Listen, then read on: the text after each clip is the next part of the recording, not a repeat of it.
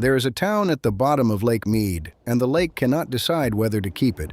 St. Thomas, Nevada has risen from the dark water not once, not twice, but again and again.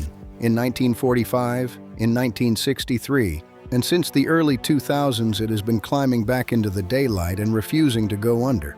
The lake keeps trying to bury it, the drought keeps digging it up, and what surfaces each time is not a town anymore. It's the skeleton of one. Cracked earth, bleached foundations laid out in the shape of streets, the stumps of cottonwood trees that were cut down before the flood ever came, and a single standing wall where children once lined up for ice cream. Most people who have boated across that lake, swum in that green water, have no idea they were floating over rooftops. There is a drowned town under one of the most visited lakes in America, and it will not stay drowned. But before you can understand what's down there, you have to understand who was forced to leave it behind. Let me take you down to it, and then let me show you what keeps coming back up. To understand what's under the water, you have to understand that the water is the newcomer here. The town came first, by 70 years. When St. Thomas was the center of everything in that corner of the desert, the busiest place for 100 miles, Las Vegas was practically nothing. A ranch, a railroad siding, a wide spot in the sand. The town now sitting at the bottom of the lake was, in its day, more important than the city that would grow up to build the dam that drowned it. Sit with that for a second because it reframes the whole story. This wasn't some doomed backwater that nobody would miss. This was the somewhere, and Las Vegas was the nowhere, and the nowhere won. And the reason it lost is stranger than a flood. Keep that in mind, because this town actually died before the water ever came. St. Thomas was founded in 1865, where the Muddy River met the Virgin River, in the Moapa Valley of southeastern Nevada. 45 Mormon families, sent by Brigham Young himself, planted 600 acres of crops in the first spring. In the desert, the only wealth that matters is water, and these two rivers were fed by springs. Reliable, year-round, the rarest thing in that country. So they built irrigation canals lined with concrete, communal cisterns where people drew water and traded gossip in the same trip, a schoolhouse, stores, a church, the Gentry Hotel, the finest building in town, and an ice cream parlor, funded, and I love this detail, by ice cream socials thrown by the local Relief Society, the women's organization of the church. They literally sold ice cream to build the place where they'd sell more ice cream. They planted cottonwoods down the streets for shade and orchards for fruit. At its height, the surrounding community held around 2,000 people. This was not a camp. It was a civilization, small and stubborn, growing in a place that did not want anything to grow. And here is the part almost nobody tells you because it ruins the neat version of the story. The first thing that killed St. Thomas wasn't water at all. It was a piece of paper. The town didn't die once. It died twice. And the first death had nothing to do with the flood. Everyone assumes the town drowned in the 1930s, and that was the end of it. One clean tragedy, water over rooftops, roll credits. Wrong. The town died the first time in 1871 on bone-dry land, and it was killed by a tax bill. What happened was a survey. In 1870, a boundary survey came through the Moapa Valley and determined that St. Thomas was not in Utah and not in Arizona, but in Nevada. The settlers had been paying their taxes to Utah all along. Now Nevada wanted its cut, in gold coin, not crops. And it wanted the back taxes too, the years already gone.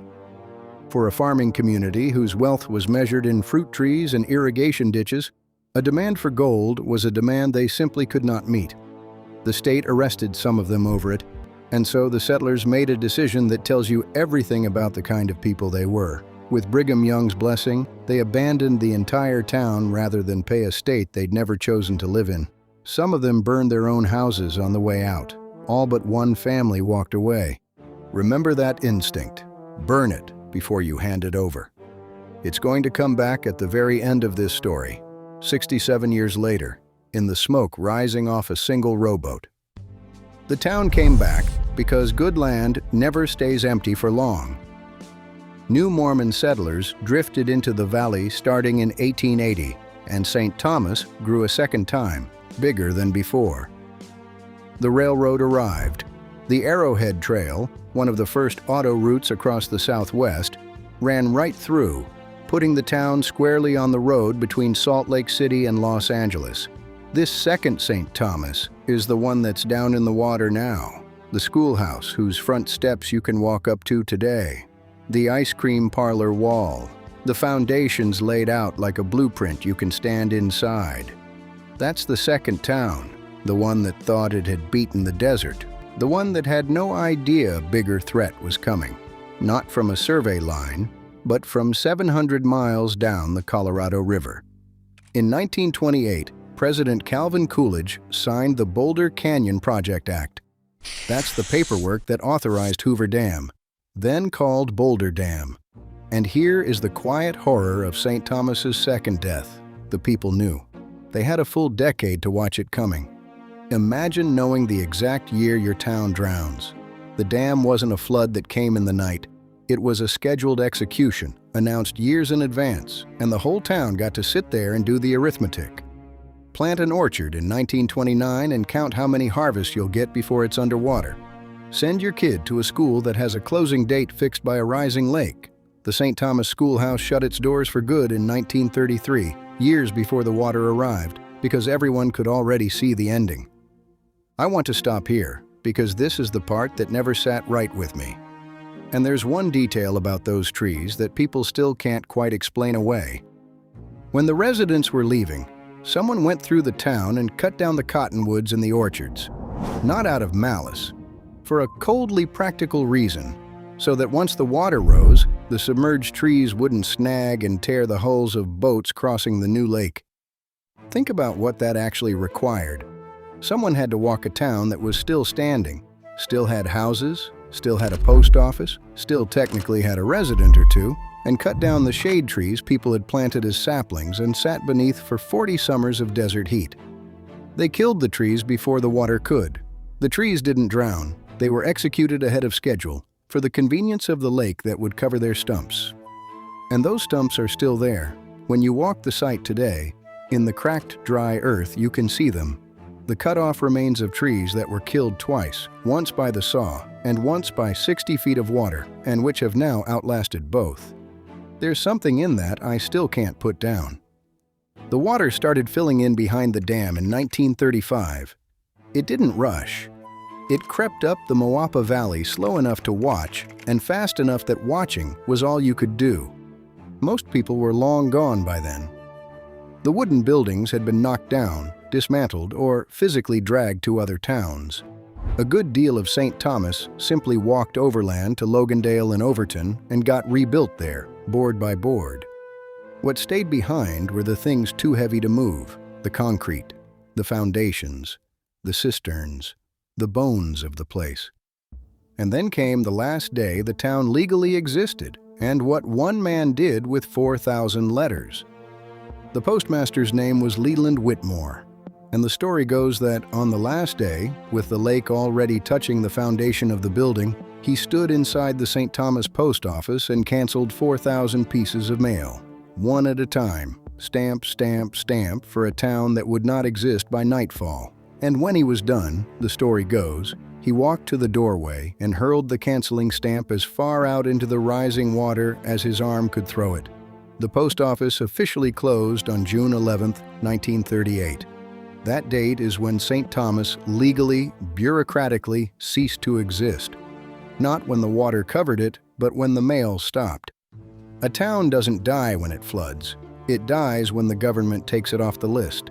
Somewhere out in that lake bed, if the story's true, there's a postmark stamp that hasn't touched a letter in almost 90 years. But the post office wasn't the last thing to go. One man was still in there, living in it, refusing. His name was Hugh Lord. He ran the garage in town. You can still find the foundation of it and what's left of the grease pit out on the site today. Lord was, by every account, a stubborn bachelor who had lived alone in that town for years and simply refused to leave. The buildings came down around him. The neighbors left. The water came up the valley, and he stayed put. He would not go until it came right up to his door. And on the morning of June 11th, 1938, the same day the post office closed, Hugh Lord woke up to find Lake Mead water swirling around the legs of his bed. It had come in during the night. It was in the house. It was at the foot of where he slept. What he did next is the single most haunting image in this entire story. He got up, he loaded the last of his possessions into a rowboat, and then, remember the instinct, remember 1871, remember the settlers who burned their homes rather than hand them over. Hugh Lord set his own house on fire. He struck the match himself, and he stepped down into his boat and rowed away across the new lake, out over what used to be his own street, while his home burned down to the water line behind him. He did not let the lake take his house. He gave it to the fire first. He was the last resident of St. Thomas, and the image of him, an old man in a rowboat, pulling away from a burning house across water that shouldn't exist, over a town that's already underneath him, is the last living moment the place ever had. By June 25, 1938, only the tops of the cottonwoods that hadn't been cut still marked where the town had been. Then those went under too, and St. Thomas was gone, 60 feet down, in the dark, silent. For the next 64 years, nobody saw any of it, until the lake started giving it back. 60 feet of green water pressing down on the schoolhouse steps, on the ice cream parlor, on Hugh Lord's grease pit, and the foundation of the Gentry Hotel. It was too deep to dive casually, too far out, too forgotten to bother with. Boats crossed above it. Fish moved through what used to be doorways. The pressure and the cold and the slow work of the water went at the foundations year after year, wearing the edges soft, and nobody saw any of it. If you had asked a person on a speedboat in 1975 what was underneath them, they wouldn't have known there was anything to know. The town had become pure absence, a name on an old map, a story a few old-timers told, and a set of coordinates nobody could see. And that town isn't the only thing hiding at the bottom of this lake. In July of 1948, 10 years after the town drowned, a B-29 bomber was flying a high-altitude research mission over Lake Mead when it came down hard and sank 260 feet to the bottom. All 5 crew survived. The plane did not come back up. It's still down there, far deeper than the town, too deep for the whole thing to matter much to anyone standing on shore. It just sits in the cold at the bottom of the lake, a military aircraft in the dark, keeping company with a drowned Mormon farm town it never knew was its neighbor. Nobody planned for those two things to end up in the same water. They just did. I don't have a lesson about it. It's just down there. But the town, unlike the plane, would not stay down. 4 times now, the water has pulled back and handed the town to the daylight. And every time, it takes something. Because Lake Mead is not a still thing. It rises and falls with the snowpack in the Rockies, with drought, with how much water 7 states and a couple hundred cities pull out of the Colorado River every year. And when the lake drops far enough, St. Thomas comes back. The first time it happened was 1945, only 7 years after it drowned. The water pulled back and the foundations broke the surface. And former residents actually came back and held a reunion standing in the ruins of their own childhoods. It went under again. It rose again in the early 1960s and stayed exposed for close to 9 years. Long enough that a whole cycle of visitors got to walk it. And then the water climbed back and swallowed it, and it disappeared for 3 solid decades. From 1972 to 2002, St. Thomas was under the lake, unseen, out of mind, effectively erased, all over again. And then the drought came. The real one, the one that hasn't stopped. Starting around 2002, Lake Mead began dropping and did not recover. The Southwest fell into what scientists have called the driest stretch in 1,200 years. And as the water fell, St. Thomas rose out of it one more time, in 2002, and this time it didn't go back down. It's been above the water line ever since, more than 20 years now, longer than it has ever been exposed since the day Hugh Lord rode away. The lake that drowned the town is itself drying up. The reservoir is becoming a ghost of itself, and in doing so, it has coughed the ghost town back up onto dry land for good, or at least for now. Nobody uses the word permanent about it because nobody can. So here's what's actually sitting on that cracked lake bed right now, if you make the drive. It's about 9 miles south of Overton, down a winding dirt road, and then it's open desert. No shade, loose sand, sun with nothing to break it, a 2.5-mile loop trail through what used to be a town. The first thing people say they notice is the ground. It's cracked, bone dry, split into plates, the way lake bed looks when the water's been gone a while, 'cause that's exactly what it is. You're walking on the bottom of a lake, and then you start seeing the town resolve out of the desert, concrete foundations laid out in the shapes of buildings so you can stand in what was a room. The front steps of the schoolhouse, leading up to nothing. The standing wall of the ice cream parlor, the foundation and grease pit of Hugh Lord's garage, cisterns, and those cottonwood stumps, the trees they cut down so the boats wouldn't snag, still rooted where they've been since 1938, having outlived the boats, the lake, and nearly everyone who remembers them. The Park Service asks you not to touch the foundations, not to sit on them, not to take anything. Metal detectors are banned.